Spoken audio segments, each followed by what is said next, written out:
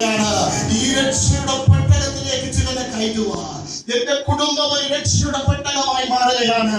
നമുക്കറിയാമല്ലോ, പഴയ നിയമത്തിൽ ശമൂവേൽ കാണുമ്പോൾ ഓബേദ്ഏദോമിന്റെ വീട്ടിൽ യഹോവയുടെ പെട്ടകം ഇരുന്നപ്പോൾ 3 മാസം ആ ഭവനത്തിൽ ഇരുന്നപ്പോൾ ആ ഭവനം അനുഗ്രഹിക്കപ്പെട്ടു.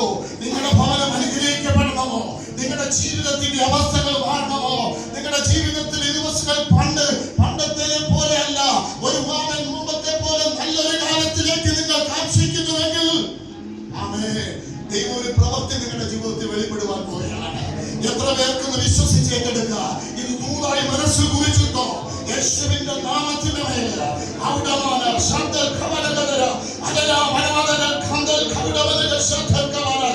ഞാനിന്ന് തീരുമാനിക്കും, എന്റെ ഭവനത്തിൽ ഒരു ആരാധന ഉണ്ടായിരിക്കും. അബ്രഹാം പോകുന്നിടത്തൊക്കെയും അവനൊരു കൂടാരം ഉണ്ടായിരുന്നുവെങ്കിൽ ഞാൻ പാർക്കുന്ന എന്റെ വീട്ടിലൊരു കൂടാരം ഉണ്ടായിരിക്കും. അവൻ കൂടാരം പൊളിഞ്ഞു കിടക്കുന്നുവെങ്കിൽ, നിങ്ങളുടെ യാഗപീഠങ്ങൾ പൊളിഞ്ഞു കിടക്കുന്നെങ്കിൽ യാഗപീഠത്തെ ഇന്ന് അതിനെ ഒന്ന് റീഅറേഞ്ച് ചെയ്യുന്നുവെങ്കിൽ അവൻ ദൈവത്തിന്റെ സാന്നിധ്യം നിങ്ങളുടെ കുടുംബത്തിന്റെ അകത്തളങ്ങളിൽ വ്യാപരിക്കുവാൻ പോവുകയാണ്. ആമേൻ, ഹല്ലേലൂയ. മുടങ്ങിപ്പോയതിനെ, ഉലുക്കിപ്പോയതിനെ ഈ ദിവസങ്ങൾ എഴുന്നേൽപ്പിക്കുവാൻ പോവുകയാണ്. അവൻ വിശ്വസിച്ച് നിങ്ങൾ ഏറ്റെടുക്കുന്നുവെങ്കിൽ ആമേൻ, ഹല്ലേലൂയ, ദൈവപ്രവൃത്തി വെളിപ്പെടുവാൻ പോവുകയാണ്.